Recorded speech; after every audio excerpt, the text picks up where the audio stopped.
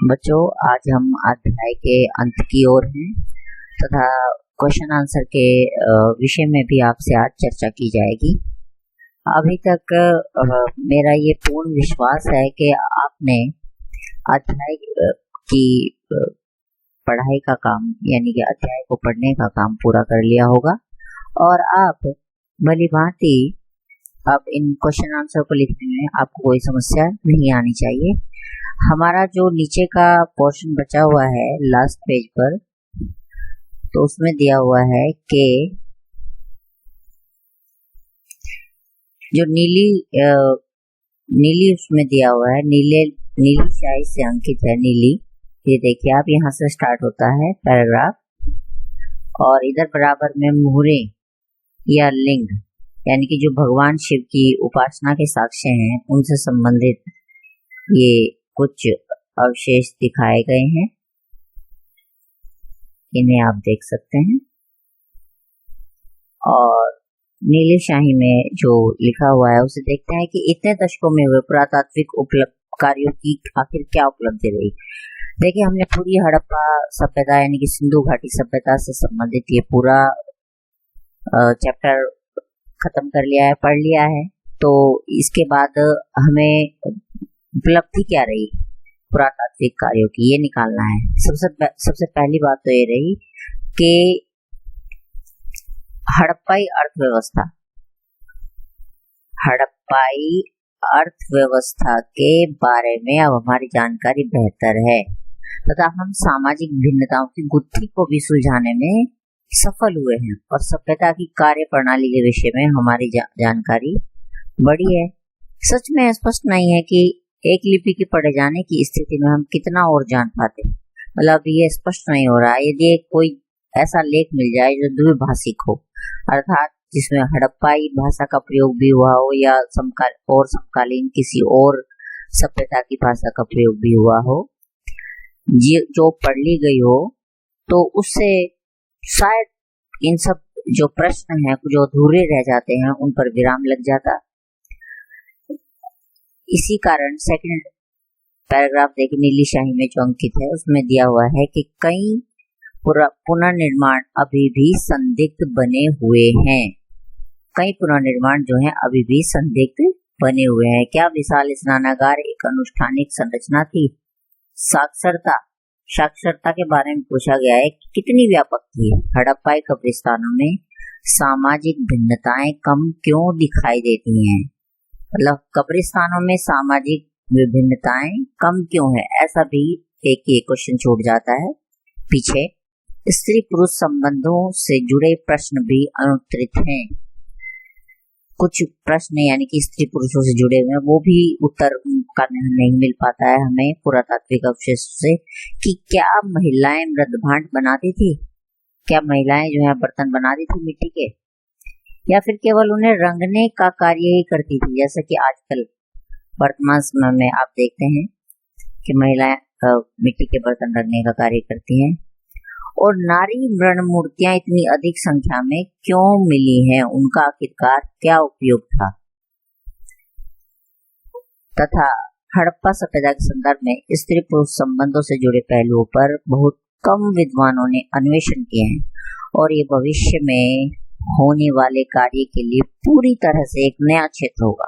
देखिए, इसके बारे में अभी अन्वेषण करने यानी खोज करने, कुछ नया ढूंढने का अभी भी संभावना बनी हुई है। एक यहाँ पर नीचे चित्र दिया है 1.29, इसमें पक्की मिट्टी की खिलौना गाड़ी का दिया हुआ है। देखिए इसमें किस प्रकार दो बैल हैं और बैलों के कंधे पर एक जो रखा जाता है डंडा वो रखा हुआ है। फिर ये बैलगाड़ी पूरी तरह जोड़कर दिखाई गई है। देखिए मिट्टी की है चूंकि इसलिए, और इसे चलाता हुआ एक पुरुष दिखाया हुआ है। बैलगाड़ी है जिसमें एक ही व्यक्ति बैठा हुआ है। अब हम अगले पृष्ठ की ओर रुख करते हैं तो इसमें देखते हैं काल रेखा जो है आपको ये परिचित कराएगी आरंभिक भारतीय पुरातत्व के प्रमुख कालखंडों से। तो काल रेखा में से काल रेखा 1 में से आपको ये सब जो भी दिया हुआ है इसमें इतने वर्ष तक जो रहा वो आपको अपनी कॉपी में नोट डाउन कर लेना है। 20 लाख वर्ष वर्तमान से पूर्व, वर्तमान अर्थात यहाँ ये नहीं कि आप 2020 से काउंट करना शुरू कर दें। यहाँ एक ईस्वी की शुरुआत को मानक माना गया है, यानी कि ईस्वी सन की शुरुआत से 20 लाख वर्ष पूर्व निम्न पुरा पाषाण काल। देखिए पुरा पाषाण काल को भी 3 भागों में बांट दिया है, निम्न पुरा पाषाण, मध्य और उच्च पुरा पाषाण। फिर मध्य पाषाण काल है, नव पाषाण काल है। क्योंकि पुरा पाषाण काल और मध्य पाषाण काल में मानव क्या था, शिकारी और संग्राहक की भूमिका तक ही सीमित था। नव पाषाण काल में आरंभिक कृषक बन गया था मनुष्य, और पशुपालन भी करने लग गया था। फिर 6000 ईसा पूर्व के आसपास ताम्र पाषाण, तांबे का पहली बार प्रयोग हुआ, यानी कि पत्थर के साथ साथ तांबा और पाषाण पत्थर दोनों का एक साथ प्रयोग हुआ। फिर 2600 ईसा पूर्व समय माना गया है हड़प्पा सभ्यता का। 1000 ईसा पूर्व आरंभिक लोह काल और महापाषाण समाधान, जहाँ बड़े बड़े पत्थरों से समाधान का पता लगता है उसे महापाषाण समाधान कहते हैं, और आरंभिक लोह काल भी कहते हैं, क्योंकि इन समाधानों के साथ लोहे की जो बने हुए अस्त्र शस्त्र थे या वस्तुएं थी वो बड़ी संख्या में मिले हैं।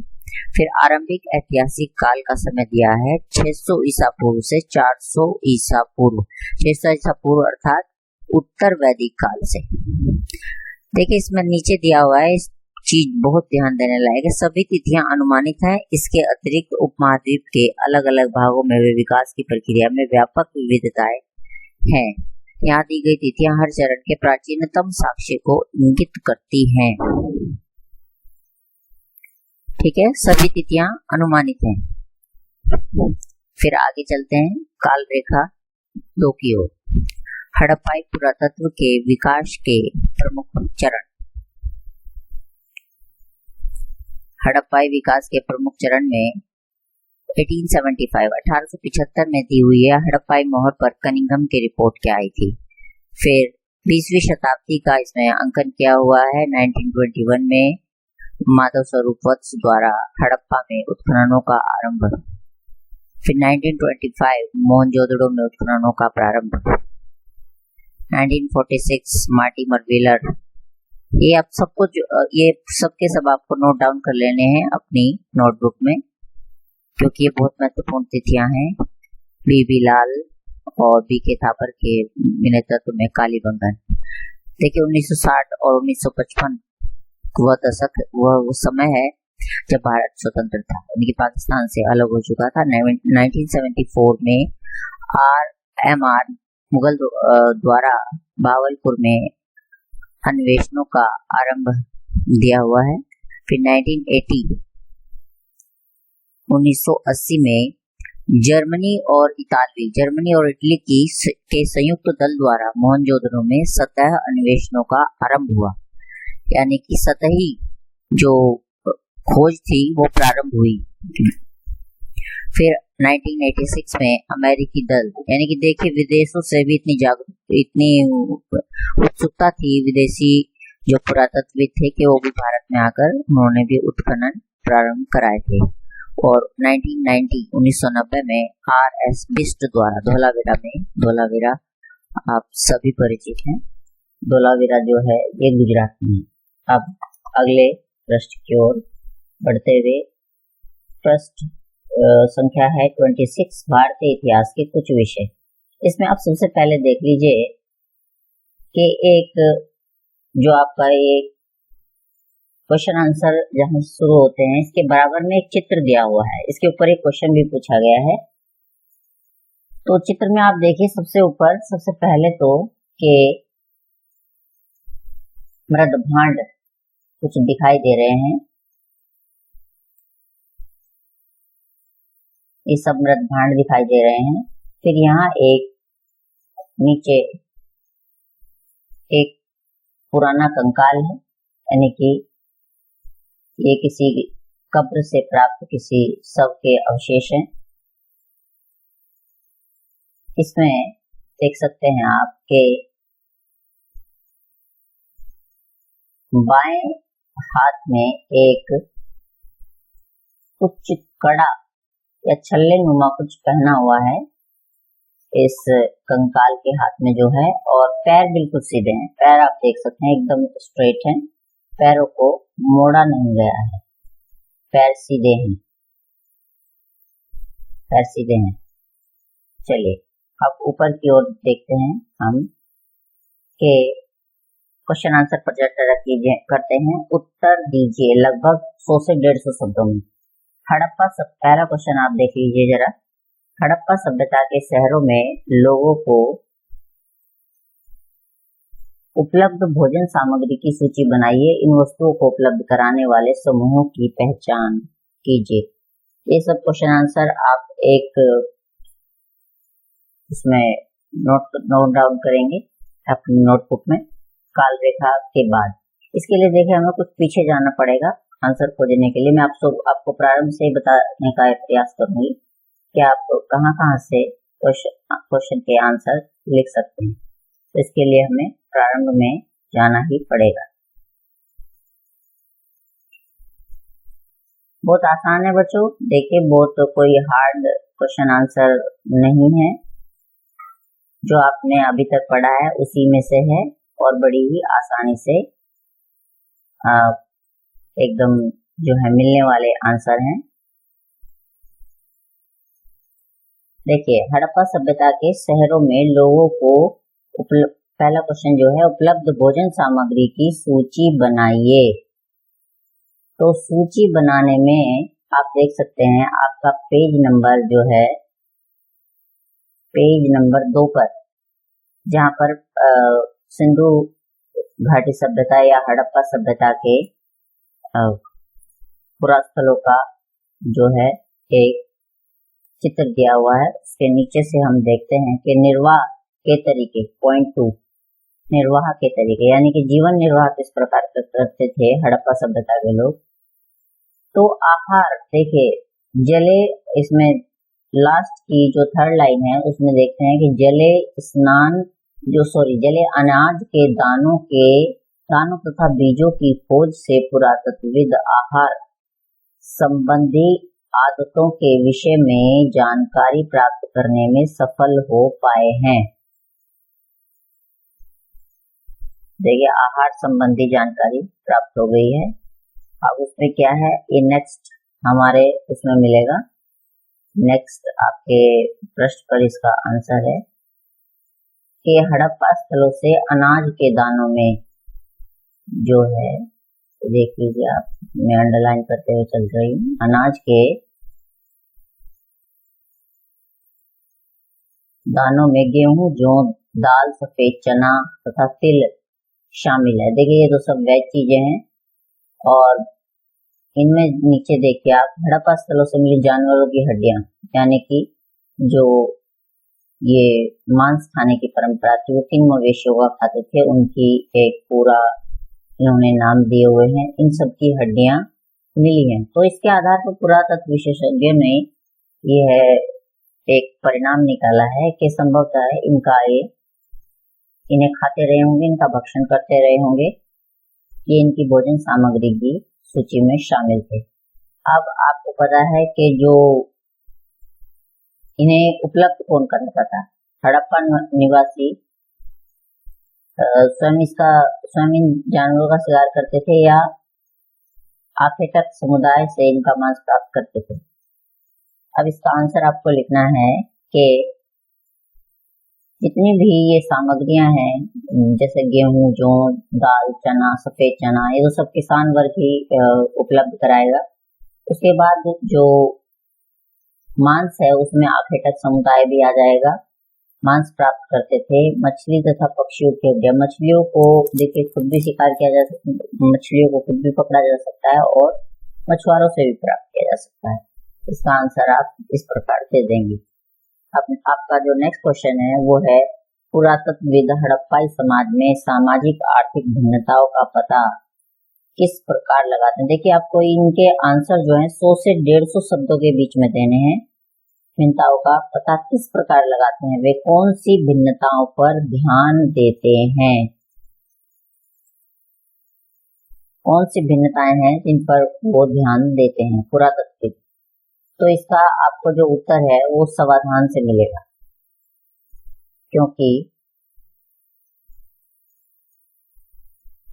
समाधान में देखिए सामाजिक भिन्नताओं का पेज नंबर आपका है 9, पेज नंबर प्रश्न नंबर 9, सामाजिक भिन्नताओं का अवलोकन, इसमें समाधान है।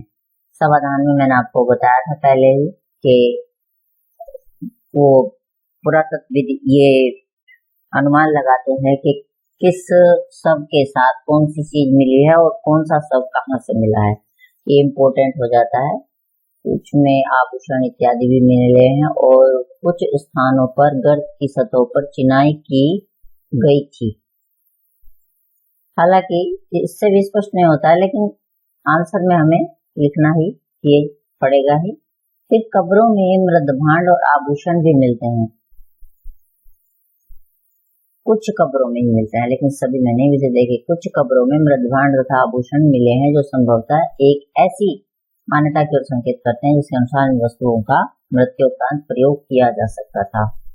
पुरुष और स्त्री देखिए दोनों को बराबर का दर्जा दिया गया, दोनों के समाधानों से आभूषण मिले हैं, आभूषण मिले हैं, यहाँ आप लिख देंगे। फिर इसमें एक और चीज देंगे हम, थोड़ा सा देंगे 4.2 में देखेंगे विलासिता की वस्तुओं की खोज। विलासिता की वस्तुओं की खोज के विषय में इतना ही लिखना है कि जो सामान्य पदार्थ थे उनका प्रयोग तो सभी करते थे, जो पत्थर और मिट्टी से बने होते थे उनका प्रयोग सभी करते थे, जैसे कि चक्कियां, मृदभांड, सुइयां, झावा इत्यादि। लेकिन कुछ कीमती पदार्थ, जैसे कि मैंने आपको बताया था पहले भी चैप्टर पढ़ाते समय, ये फायांस से बना एक पात्र यहाँ बराबर में दिया है। फायांस को जो है क्योंकि बहुत कम मिले हैं और दुर्ग से अधिक प्राप्त हुए हैं, इसलिए माना जाता है कि फायांस जो है एक महत्वपूर्ण वस्तु थी। इसलिए ये भी एक सामाजिक भिन्नता का द्योतक है। ये उच्च वर्ग के लोग साधारणतः फायांस का प्रयोग करते थे।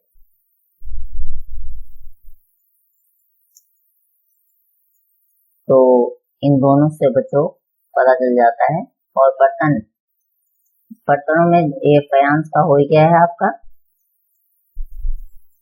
इसी प्रकार से सामाजिक आर्थिक भिन्नताओं का पता लग जाता है। अब नेक्स्ट देखिए आप क्वेश्चन नंबर 3, क्या आप इस तथ्य से सहमत हैं कि हड़प्पा सभ्यता के शहरों की जल निकास प्रणाली नगर योजना की ओर संकेत करती है? अपने उत्तर के कारण बताइए।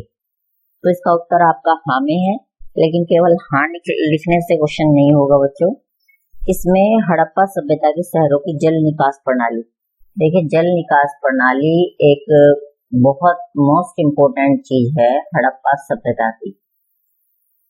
इसमें जब मोहनजोदड़ो का दिया हुआ है आपका विवरण कि मोहनजोदड़ो एक नियोजित शहर, मोहनजोदड़ो प्रश्न नंबर 5 प्रश्न आपका 5 है। मोहनजोदड़ो एक नियोजित शहरी केंद्र, मोहनजोदड़ो, इसे आप अच्छे से पढ़ लीजिए। इसमें शहरों की, इसमें जल निकास प्रणाली का बड़ा ही विस्तृत वर्णन दिया है, क्योंकि नगर योजना टाउन प्लानिंग में नगर निकास प्रणाली अपना एक विशेष महत्व रखती है और विशेष महत्व हो जाने के कारण ही वो सभ्यता यह भी दर्शाती है कि वहां इस नगर योजना को और नगर निकास प्रणाली इत्यादि को संचालित करने के लिए नगर पालिका जैसी भी कोई संस्था रही होगी। इससे ऐसा भी क्वेश्चन आपको भविष्य में देखने को मिल सकता है। तो शहरों की जल निकास प्रणाली, इसे आप भलीभांति देख लेंगे। इसमें नगर योजना में एक नियोजित शहरी केंद्र हड़प्पा के जो मुख्य जो एक नियोजित शहर के वो होते हैं, एक तो नियोजित तरीके से बसाया जाता है, जैसे कि आपका ये मोहनजोदड़ो है, मोहनजोदड़ो का ही दिया है, निचला नगर और दुर्ग। देखिए दोनों में बहुत सुनियोजित तरीके से दोनों को बसाया गया है। जो ये है आपका दुर्ग है, ये थोड़ा ऊंचे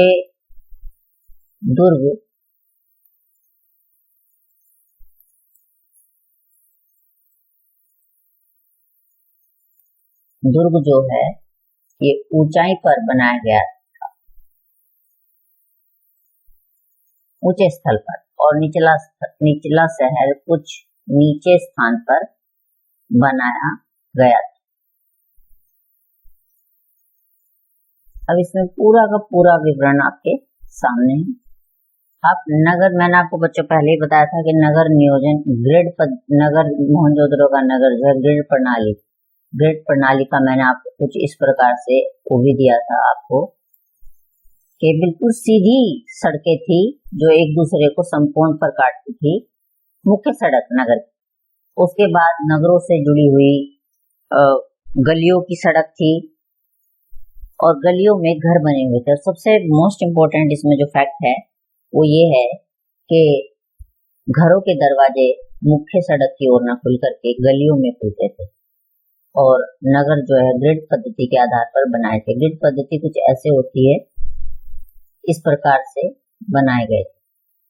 मान लीजिए आपका ये मुख्य सड़क हो गई, एक इधर और एक इधर हो गई मुख्य सड़क, तो इसके एक और इधर इसी प्रकार से ग्रिड पद्धति में बनाए गए। इसी प्रकार इसके चारों और इसी प्रकार से बनाए गए थे। और नगर निकास जल निकास प्रणाली के लिए बहुत अच्छा इन्होंने आपकी बुक में जो है विवरण दिया हुआ है नगर निकास प्रणाली का। एक देखिए विशाल प्रवेश द्वार भी दिखाया गया है, मोहनजोदड़ो की एक नाली और उसके विशाल प्रवेश द्वार को देखिए। इसमें भी आप देख सकते हैं कि किस प्रकार मैंने आपको इसमें समझा दिया है कि घर का पानी सीधे गली की नाली में ना आकर के घर में बने एक नाल में इकट्ठा होता था, वहां पर कूड़ा बैठ जाता था, फिर वो वहां से पानी गली की नाली में आता था। गली की नाली यहाँ पक्की और ढकी हुई थी, जगह जगह पर मेन होल बनाए हुए थे सफाई के लिए। उसके बाद नगर से बाहर पानी चला जाता था और नगर से बाहर पानी जाने के बाद किसी नदी की ओर वो पानी चला जाता था। इस प्रकार नगर टाउन प्लानिंग यानी कि जल निकास प्रणाली नगर योजना की ओर संकेत करती है। इसका उत्तर बिल्कुल हाँ में है। नगर निकास प्रणाली में यहाँ पर आपको विशेष ध्यान दे करके इसका आंसर लिखना होगा। अब कुछ क्वेश्चंस आपके बच गए हैं। 100 से 150 शब्दों वाले 2 प्रश्न बचे हैं, प्रश्न नंबर 4 और 5। इनका भी मैं आपको बता देती हूँ। हड़प्पा सभ्यता में मनके बनाने के लिए प्रयुक्त पदार्थों की सूची बनाइए। क्वेश्चन नंबर 4 देखिए, कोई भी एक प्रकार का मनका बनाने की प्रक्रिया का वर्णन कीजिए। तो मनके बनाने के विषय में जो शिल्प कार्य है, शिल्प कार्य आपकी पुस्तक में दिया हुआ है फर्स्ट चैप्टर में ही, शिल्प कार्य, वहां से जो है आप इसे शिल्प उत्पादन के विषय में जानकारी, यहाँ से आपको पूरा विवरण इसमें मिल जाएगा कि कहाँ कहाँ से किन पदार्थों के मनके बनाते थे और मनके बनाने की कोई एक मनके बनाने की प्रक्रिया देखिए आपके नेक्स्ट पेज पर दी गई है, यहाँ पर दी गई है मनके बनाने की तकनीक। कोई भी एक तकनीक उठा लीजिएगा, इसमें से लिख लीजिएगा। फिर नेक्स्ट जो 5th क्वेश्चन है आपका, चित्र 1 को देखिए और उसका वर्णन कीजिए। शव किस प्रकार रखा गया है, उसके समीप कौन सी वस्तुएं रखी गई हैं, क्या शरीर पर कोई पूरा वस्तुएं हैं, क्या इनसे कंकाल के लिंग का पता चलता है। तो इसमें आपका लिंग तो देखिए पता नहीं चलता है, यही बराबर वाला आपका जो क्वेश्चन के बराबर में मैंने आपको चैप्टर के एंड में समझाया है जो चित्र, वही चित्र है जिसमें के पैर सीधे हैं, पैर सीधे हैं और बाएं हाथ में कुछ कड़े नुमा चीज जो है पहनी हुई है और सिर के समीप कुछ पुरा वस्तुएं रखी हुई हैं। ये आपका चित्र है, चित्र संख्या है 1.30, एक हड़प्पाई सवासन। यहाँ पर आप देख लेंगे। तो लिंग का तो पता नहीं लगा है, और कौन कौन सी वस्तुएं रखी गई हैं वो आपको स्पष्ट रूप से दिखाई दे रही है, मैंने बता भी दिया है, वो आप इनमें से लिख देंगे। 100 से 150 शब्दों के हो गए बच्चों आपके क्वेश्चन। उसके बाद जो क्वेश्चन है आपके वो है लगभग 500 शब्दों में एक लघु निबंध के रूप में है। जैसे कि 6 क्वेश्चन आपका है, मोहनजोदड़ो की कुछ विशिष्टताओं का वर्णन कीजिए।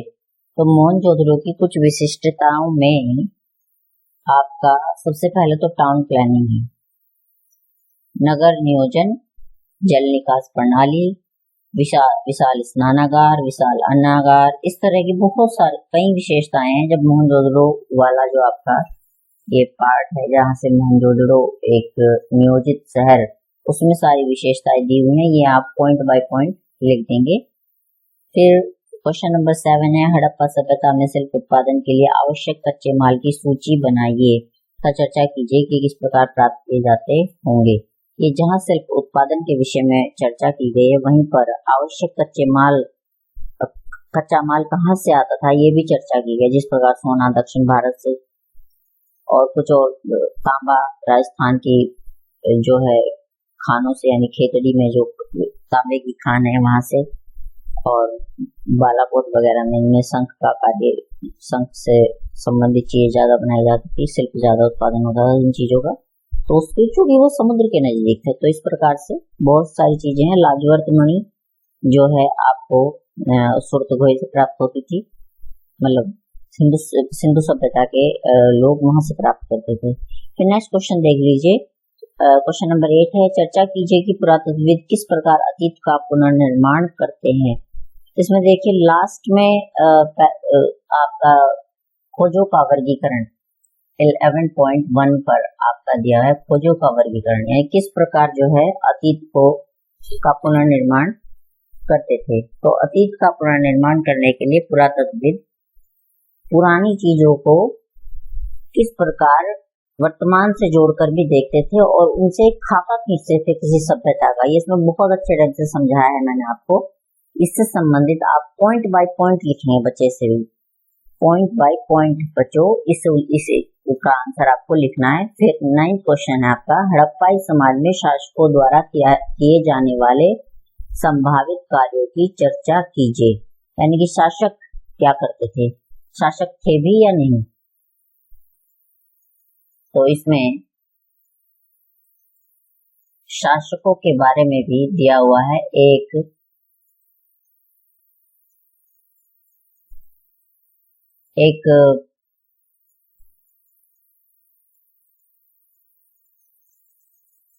पुरोहित राजा का चित्र देखे दिया हुआ है। प्राचीन सत्ता पृष्ठ आपका है, पृष्ठ संख्या है 16। प्राचीन सत्ता में एक पुरोहित राजा का चित्र है। तो संभावित कार्य क्या थे, देखिए सभी चीजों को मिलाकर इसमें हालांकि दिया भी हुआ है और मैंने आपको पढ़ा भी दिया है, लेकिन फिर मैं आपको एक बार समझा रही हूँ कि संभावित कार्य क्या थे। देखिए पूरी की पूरी सभ्यता के जितने भी नगर मिले हैं उन सभी में एक जैसी ही चीजें जो हैं वो कड़ी से, मतलब एक दूसरे से पूरा चेन बना रखा था पूरी सभ्यता में, एक जैसी चीजें सब जगहों से समानांतर रूप से प्राप्त हुई। तो इस प्रकार सबसे महत्वपूर्ण तो यही हो जाता है कि उसे इतनी बड़ी सभ्यता वो किस प्रकार से शासन करते थे, चलाते थे। संभवतः हो सकता है कि सभी वर्ग मिलकर चलाते हों, या ये भी हो सकता है अलग अलग नगरों में अलग अलग शासक हो। कई इसमें संभावनाएं आपको देनी पड़ेंगी और संभावित कार्य भी देने पड़ेंगे। तो बच्चों यहाँ पर हमारा चैप्टर खत्म हो जाता है, बचता है मानचित्र कार्य। मानचित्र कार्य में आपको बाद में कराऊंगी, अभी यहीं तक। और बच्चों आप पढ़ाई जरा ढंग से कीजिए और मुझे क्वेश्चन आंसर आप आप नोट कर लीजिएगा। मुझे पूरी छुट्टियां जैसे समाप्त होंगी क्वेश्चन आंसर देखने हैं। और बच्चों इसी आशा के साथ कि आप पढ़ाई अच्छी करेंगे। आपको बेस्ट विशेस मेरी तरफ से। और यदि आपको ये वीडियो पसंद आई हो तो इसे लाइक और सब्सक्राइब करें, बेल आइकन दबाएं ताकि नेक्स्ट वीडियो की जानकारी आपको तुरंत मिल जाए। धन्यवाद।